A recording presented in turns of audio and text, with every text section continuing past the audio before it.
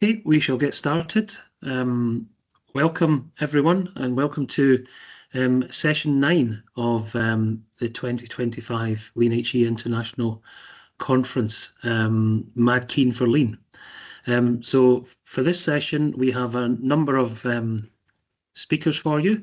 We're going to kick off in a second or two with Dr. Tammi Sinha, and then Justina and Dobrochna are going to take us through to the break.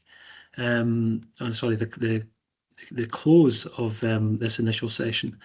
So yeah, really looking forward to this actually. So I'm going to introduce Tammi. I'm sure many of you know Tammi already, but I will give her the appropriate introduction. So Tammi has over 30 years of experience as a lean practitioner. Also an academic and change agent. She is very passionate about developing capability across sectors with systems thinking, lean, CI, and sustainability.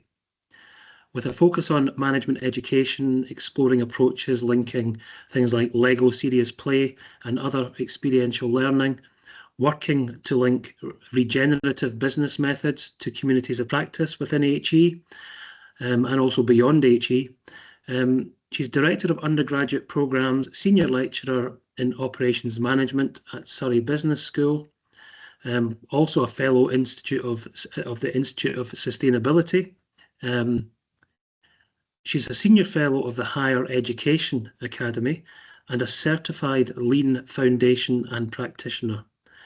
Previously, Tammi was an IT continuous improvement lead at the University of Southampton, applying lean principles and tools to optimise processes, services, and projects within a university context. So I think with that introduction, I think it's fair to say that we are in very safe hands this morning.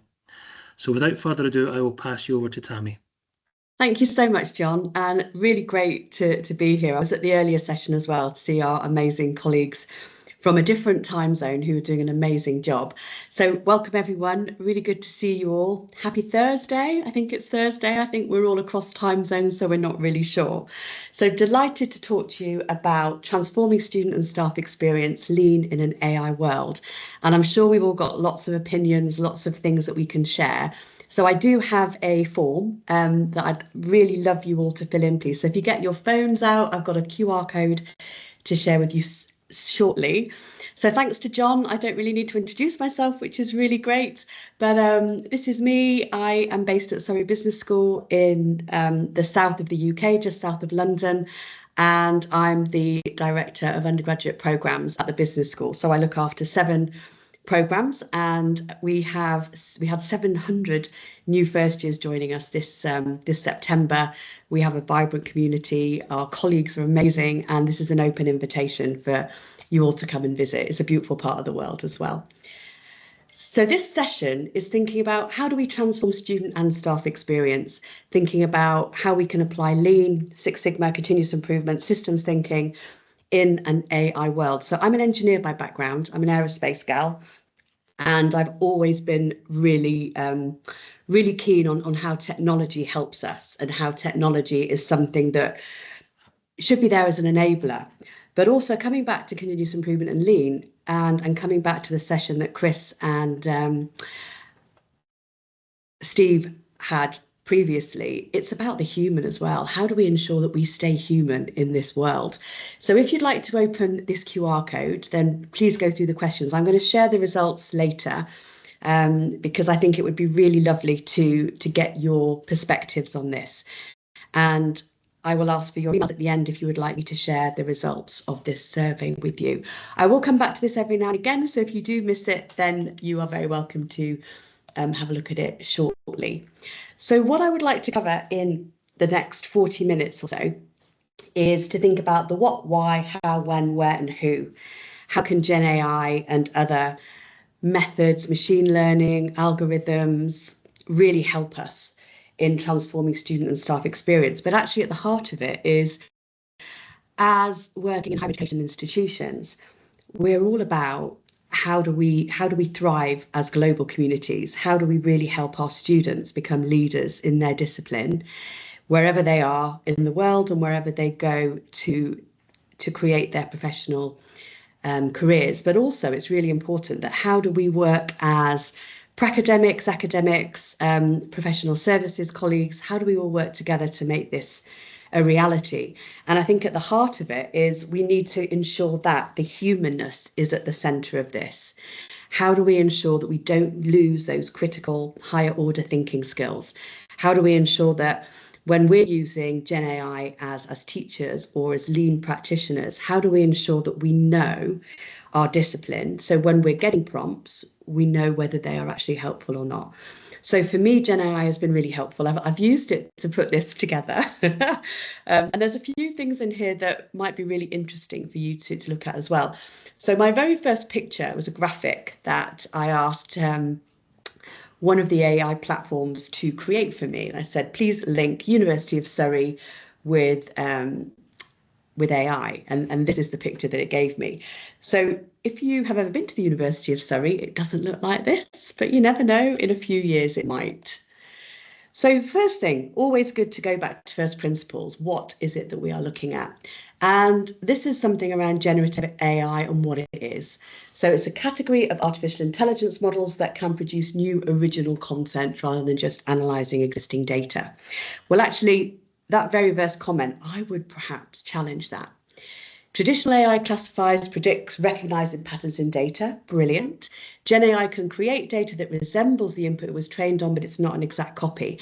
And I think that is at the heart of this, at the heart of some of the challenges that we have, because it creates something new, but it's not an exact copy. So we need to have, as practitioners, we need to have that knowledge. We need to be able to be critical of what Gen AI gives us. It's a starting point. It's something that is perhaps that little coach in the corner that says, have you thought of this? Have you thought of that? So we have discriminative AI. So it could be a spam filter, distinguishes between different types of data. So spam versus not spam, or it could be generative AI, things like ChatGPT, DALL-E. So learns to produce new data, things like text, images, audio code based on a given prompt or input. And one of the core skills that perhaps we need to develop as practitioners is, what is that prompt? What is that input? And we need to have good foundational knowledge to be able to do that.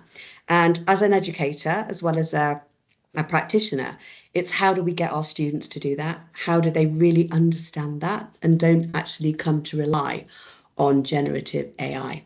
So these are some of the characteristics: creation of novel content, learning from patterns, no particular rules rather than being programmed with the explicit rules for creation. Could have a variety of outputs, lots of different text, images, audio, music, videos, and code. But at the heart of it as well is ethics. So we may have seen in the news that there are lots of artists who are really challenging how these massive language models are being trained.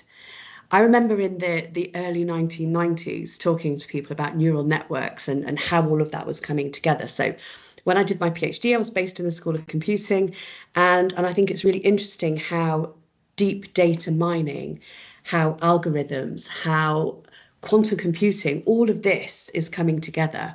And it's really exciting, but actually it's really quite scary as well about what is happening here and how do we ensure, coming back to the points of what Chris and Steve were saying, is how do we respect people? How do we ensure that is still at the heart of our practice?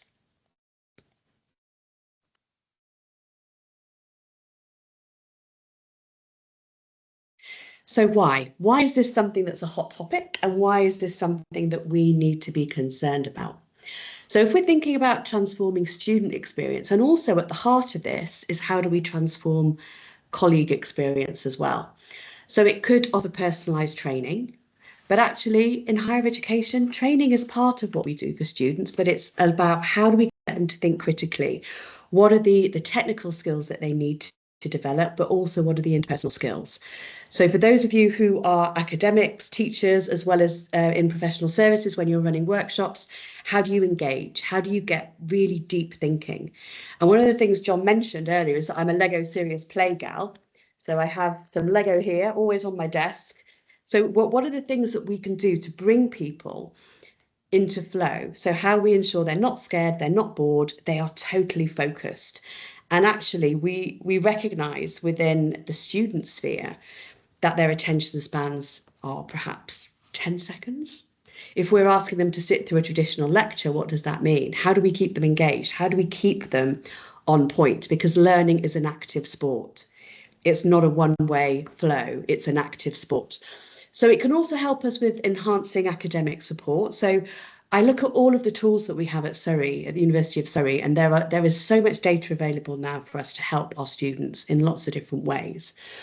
But one part of it, I'm cited within a business school. How do we prepare our students for an AI-driven workforce? So we need to think about how are they going to use it practically?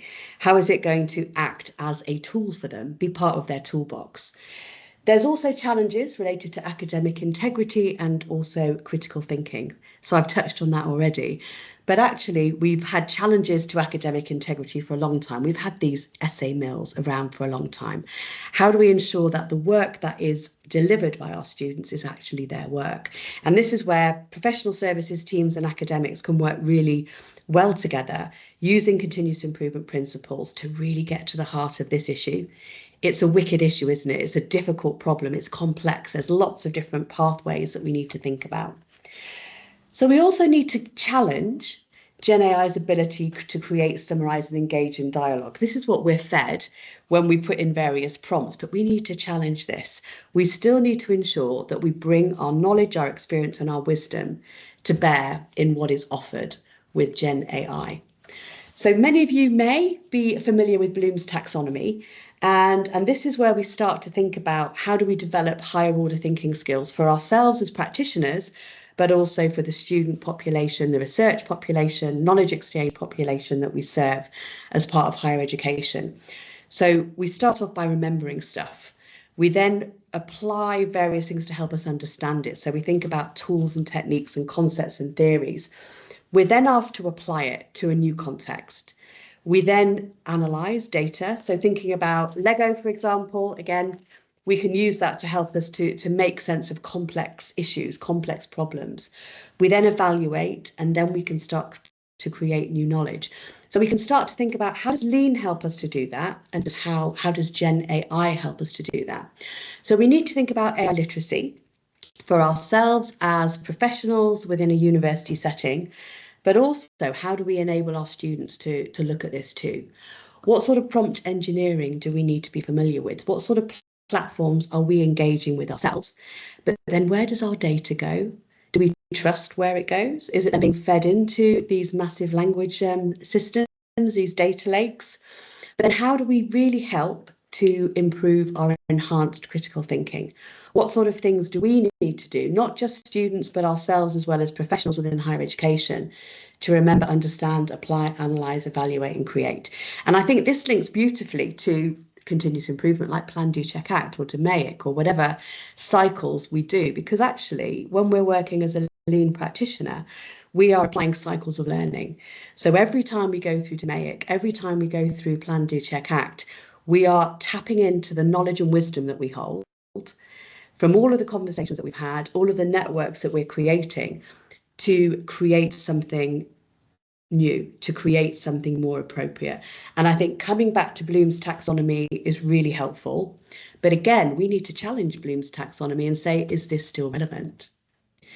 So thinking about the how, some of the applications we could have, personalised learning, automated grading and feedback. I have to admit, again, I would challenge a lot of these things.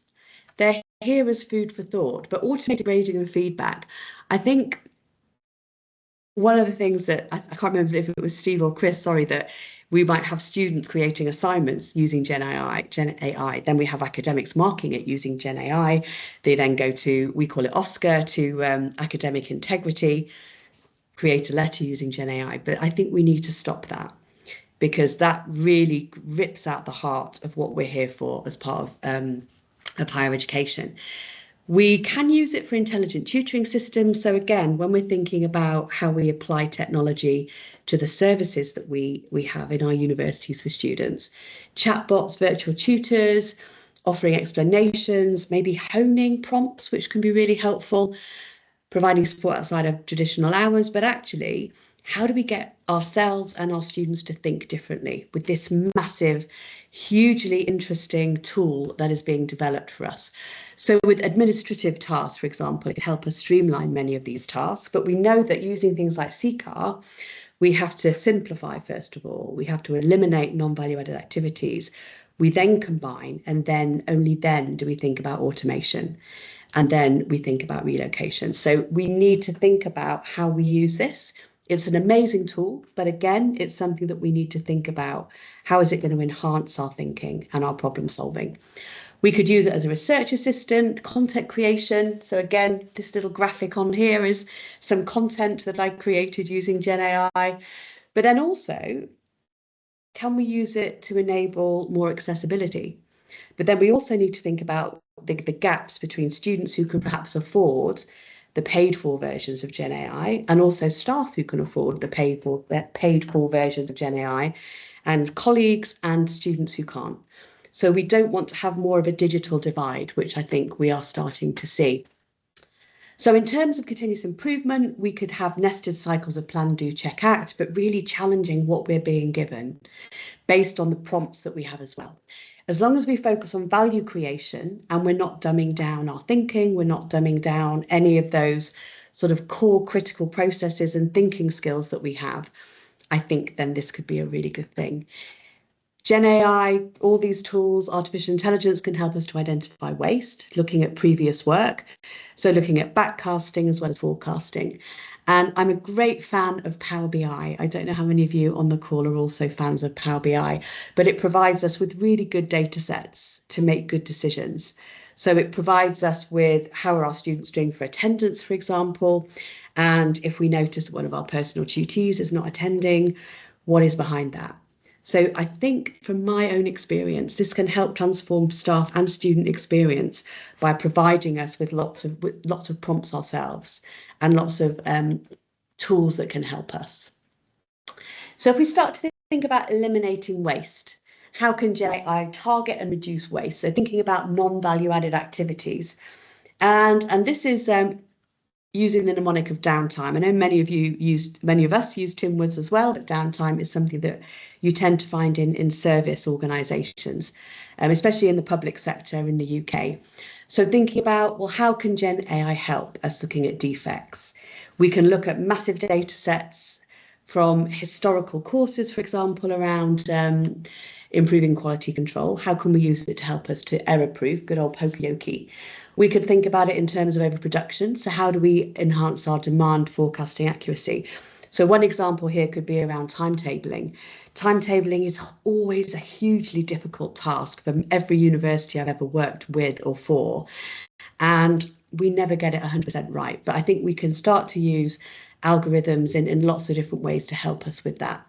Waiting time as well. How can we use this in terms for queuing theory? How can we reduce downtime and human waiting time as well?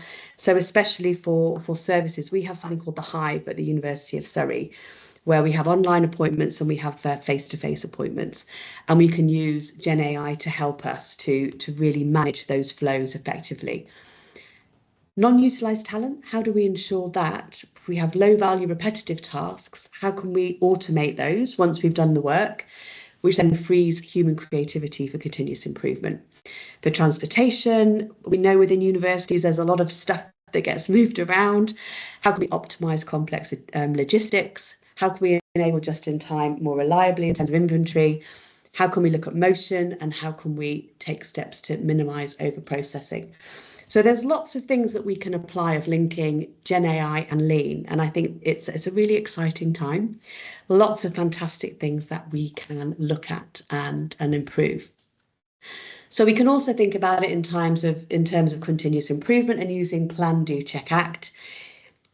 By creating and being able to analyze massive complex data sets, that can help us put in good prompts, but also to give us back ideas of where we need to focus our attention.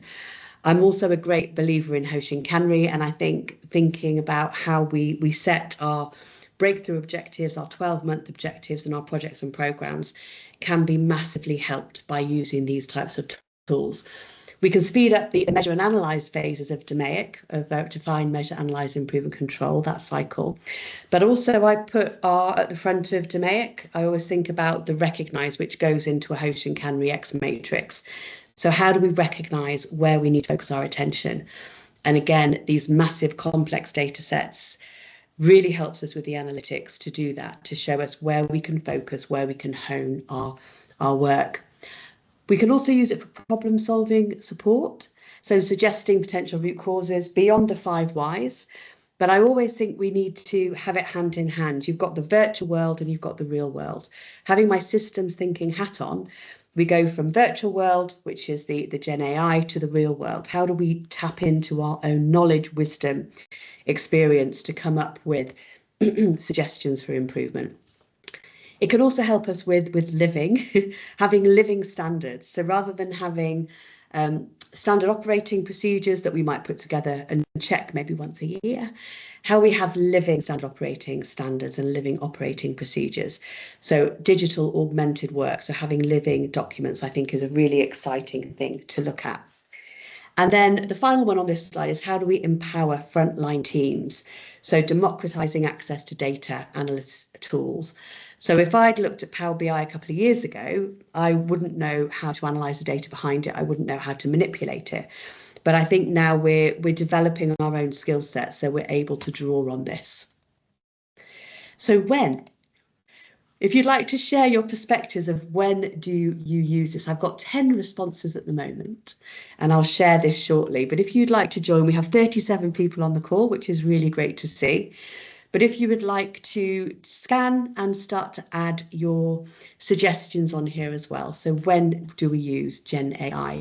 You can also add in the meeting chat if you would like to do that. I haven't been keeping an eye on the meeting chat, so I will just open it now. Okay, thank you. There's nothing there at the moment, Tammi, so you're good to. I'll keep an eye on it for you. Thanks, John. Thank you. Where? Another question is where are you using this? So where do you currently apply generative AI or augmented reality in your own workplace, whether you're an academic or professional services colleague or a bit of both? And again, if you'd like to share your perspectives of where you do this, that would be really great. I'm going to share my screen when I've gone through all the content and share what everyone has said. So the question is as well is who? So who does this? Who are our stakeholders? And from my perspective, I think it's everyone at the moment. But how do we focus? What are the core skills and the core teams that really need to be the experts in this that can advise? And again, please share your perspectives on this.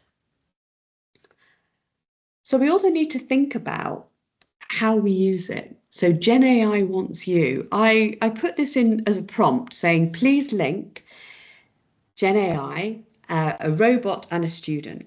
And on the left-hand side, this is what they gave me. I then asked again for them to recreate it, but making it a little bit more friendly.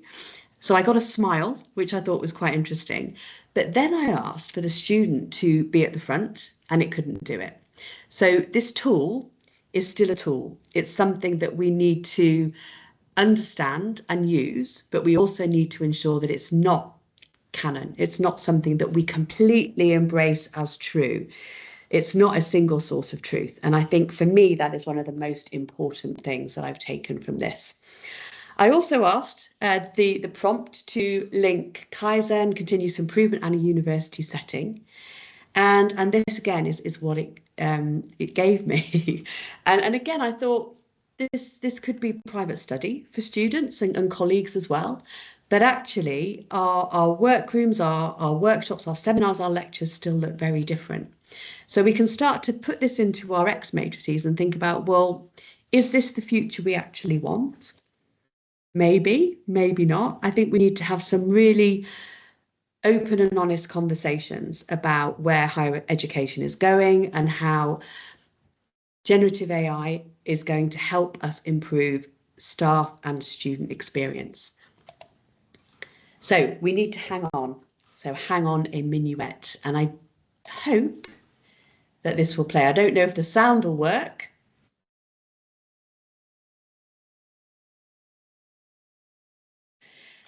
So always come back to this. we know we can, but we know it's not perfect. But actually, should we? So there are many risks and challenges by linking Gen AI, lean, and higher education. So we might think about learning outcomes. So students may use AI to complete assessments without learning underlying skills, undermining the intended consequences. So this is something classic emergent properties. So what happens to our students when they go out into the world and they're not able to actually apply their discipline in the workplace? And I think this is something that as university colleagues, whether we're teachers or whether we're professional services, we really need to think about that. What are the higher order thinking skills that we need to ensure are inherent in the programs that we develop? There are pedagogical issues as well, and this has a massive implication for professional services about how you actually support students, how you support the faculty, how you support the services they offer in terms of estates, residences, all of those things. Rapid AI adoption is outpacing evidence-based redesign of what we do in terms of programs. So again, coming back to Hoshi and Canry and X matrices, this is where we need to ensure we have coherent strategies across our institutions. And AI tools may not align with learning outcomes. So at Surrey University, we use a traffic light system for whether it's an exam-based assessment or whether it is a written assessment. I'm really happy to share that with colleagues afterwards if you are interested in having a look at that. So I see there's a comment from Gretel. When using GenAI, we need to know exactly when to stop. Absolutely. How do we ensure students are aware rather than thinking it is the truth? I agree. We need to really embed that. So if we have over-reliance and automation bias, then we need to ensure that we stop that as much as we can. So how do we think about critique? How do we challenge constantly? And how do we get our students and our colleagues in that space where we're able to do that? So we know plagiarism is a big thing. It's been a big thing ever since I started my academic career in the 2000s, which is a long time ago now. But we need to think about how we detect it. AI-generated work weakens traditional plagiarism detection. We know that. So how do we bring it into the living spaces that we have, the living labs that we have, to ensure that our students are learning and that they're able to apply what they're doing? But also, we've seen a massive increase in poor mental health, and I don't think this is helping. I think that there is a lot of anxiety around what is allowed and what isn't allowed. There's a lot of anxiety around for colleagues as well as for students. And it also adds a lot of extra work. So, for example, we have a master's in business analytics and data analytics. And this year, for all of our master's dissertations, we have had a viva, as well as having the typical marking. And actually, the viva has been really interesting. Out of the three out of the four vivas that I was part of, brilliant. Students knew their stuff, absolutely incredible. And then for one of them, the questions that we were asking, clearly the student was asking GenAI for the answers. And the questions that we posed were not part of the GenAI data set. So they found it really difficult. So thinking about workload, thinking about what we're offering, I think is really critical as well. So lots of ethical concerns too around data privacy, the algorithm bias. What is it being trained on? We know that there are many data sets out there, but actually it comes back down to who owns that data. There are companies and organizations like DataSwift, for example, that are looking at how we take back ownership of our own data and how do we create our own markets with our own data, which I think is really interesting. But how do we ensure that the digital divide, the digital inequalities that we currently have are not exasperated by this technology and by the potentially brilliant technology, but there has to be lots of caveats, I think, as well. So we need to think about how faculty are supported to effectively integrate AI tools into their teaching, and also to understand what it's good at and what it's not good at. And then in terms, again, coming back to academic integrity, generation passable assignment content, really interesting, but actually academics are experts in their field. They know their field and they're able to see when something is a phantom entry or is a made up paper. But again, it adds a lot of time when we're going through checking references, checking that all of these things are in place.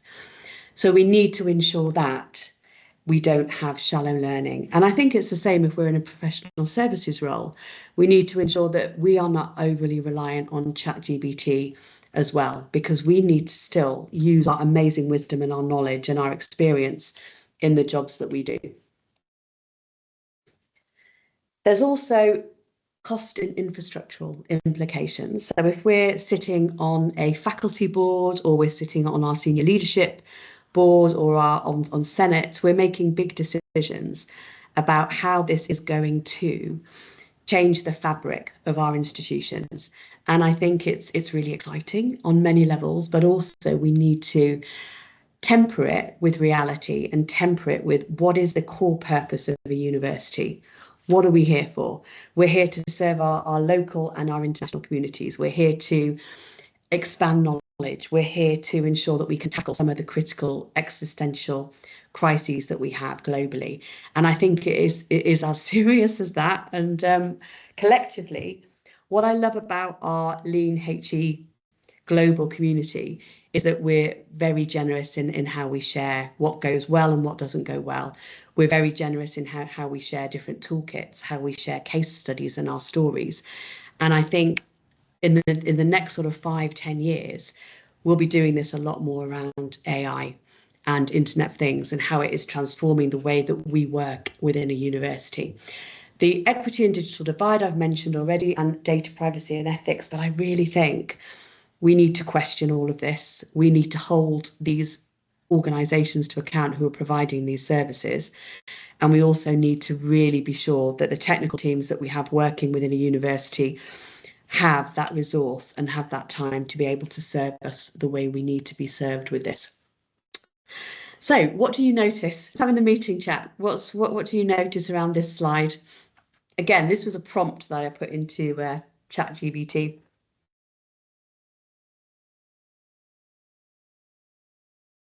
What do you notice? Put something in the meeting chat. Absolutely. Thanks, Beth. Notice or noted? Absolutely. So I'm an engineer and my spelling's not brilliant, but I use Grammarly a lot because it really helps me with that. I get my P's and my B's mixed up. But actually, we want to ensure that humans don't disappear. Thanks, John. But also, we know that this isn't perfect. We know that we have to question it. We also know that things are going to get better, that it's the Navigate. Absolutely. Thank you. Thanks, Suzanne. We need to question whatever prompts we put into this technology, and it is an amazing technology, then we need to ensure that we question it. So my daughter's doing a master's at the moment, and she was in a seminar yesterday looking at rare books, looking at books from the 15th century. And I'm thinking about how far we've gone in terms of technology. So exciting. So the printing press, massive change in society. Thinking about programming, massive change in society. Us being able to talk to each other like this from all over the world, massive change in society. But actually, there are always risks associated with it. There are joys, but there's also risks. So we need to keep our noodles working well. So we've had a bit of a discussion around Gen AI and how we can use this within our community. I run an improvement community practice, and again, you're very, very welcome to join. We have online sessions as well as face-to-face sessions, and I know colleagues from all over the world might not be able to come to Southampton where we use them, but this is an open invitation for you to join and scan the QR code, and that will let me know that I can invite you to the online sessions if you're not local to Surrey and Southampton. And again, our Hoshin Canry and Higher Education Community of Practice. It's 2 years since our book came out, and there's a lot of people on the call who contributed to that book, which is really, really wonderful. So we, again, would love you to get involved. So what I'd like to do now is I'm just going to stop sharing my screen, and I'm going to share a different screen. So one thing that I have discovered about forms I'm trying to get to it, is you can actually present, which is great. So who's with us? If you'd like to scan and scan the QR code. So hello to everyone. This is really good. Thanks, Lindsay. Thanks for your comment there. So who's with us? We have 38 people on the call. So this is your chance to again scan the QR code and to get involved as well. So where are you joining us from? So we have colleagues from Australia, from Michigan, from Glasgow, from Cambridge, Dublin, Horton, Leicester, Oxford, Netherlands, the Technology University, Strathclyde, Leicester, Horton, Dublin, fantastic. Hopefully I haven't missed anybody out, the USA. So one of the things I love about this is that we're able to use technology to connect with each other. And the learning for me is around how do we transform student and staff experience using Lean in an AI world, is how do we do that? How do we have continuous improvement at the heart of what we do using this technology? How do we eradicate waste? But then how do we ensure that we have respect for people at the heart of it? Because at the end of the day, it's those connections that we have that make things work. So I think that is really, really important. So what are you grateful for today? I'm a humanist, and I think one of the things that I like around some communities is that we always think about gratitude. And I think always good to see what people are grateful for. I'm really grateful that I've got the opportunity to talk to you all and share my passions around lean and also around technology and Gen AI. So on the screen, you can see we have the Lean HE community, the roof over your cappuccino, coffee and cats, always great. My coffee has now gone cold, so I need to go and put it in the microwave in a minute, but I will do that later. Having healthy food, all of these things are really important. And I think sometimes when so Chris and Steve, you were talking about in your session how things feel really difficult at the moment. We're in a crisis mode. And I think one of the things is how do we get out of that crisis mode so that we can bring all the lean thinking tools that we have at our disposal and also our own adoption of artificial intelligence to help us, but being grateful for things as well. So bringing us into the present. We talk about mindfulness a lot, but actually we solve problems and we progress continuous improvement by being mindful. So experience of applying Gen AI in higher education. So healthcare in your centre, research projects, graphics, bit on the fence, analysis from interviews. So we can see that we're already adopting Gen AI in higher education, and there's lots of things that we can do as well. What I love about this tool and being able to present it is that you can see when data is updated and you can see new things coming in. So delight, which is great. Benefits, but adoption. Oh, actually, we can also have a look at other ways as well. Treated by delight with some, disdain by others, and mistrust by most. Emerging, supporting analysis, mediate. So using Copilot to support your work, brilliant. Still a bit on the fence due to its power and risks, absolutely. Limited, getting started, limited. So we know that it's still early days, but we also know that the potential is fantastic. So I know I've 5 minutes, is that right, John? Is that how much I've got to go? Yes, if you could make it 3, that'd be even better. Great, I will make it 3. So experience of applying Gen AI to support lean in higher education. So again, some really great contributions from our community online. Good for brainstorming, good for analysing text, not lean per se, for making notes, searching work forms. No experiences yet, have used it for synthesizing data. Okay, so I think when we think about maturity, most of us, myself included, are perhaps still in the exploration phase.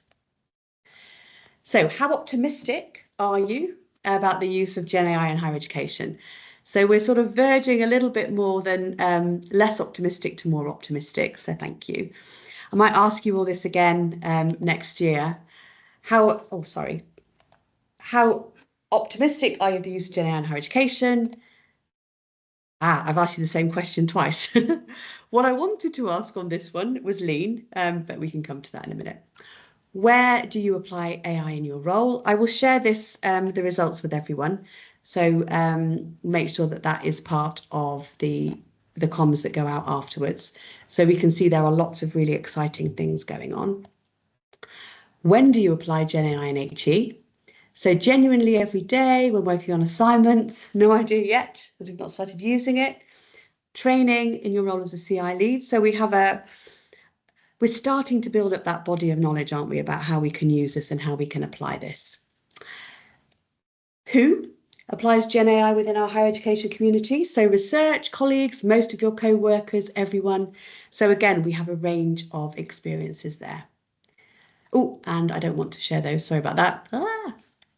Okay, I'm going to stop sharing now. Thank you so much for everyone who has joined the call. If we have time for any questions, great. If not, please get in touch and be really happy to talk to everyone. Thank you very much. Thank you very much, Tammi. We do have a couple of minutes for questions. And also just to, I think the stuff coming through in the chat was really more observations as opposed to questions as such.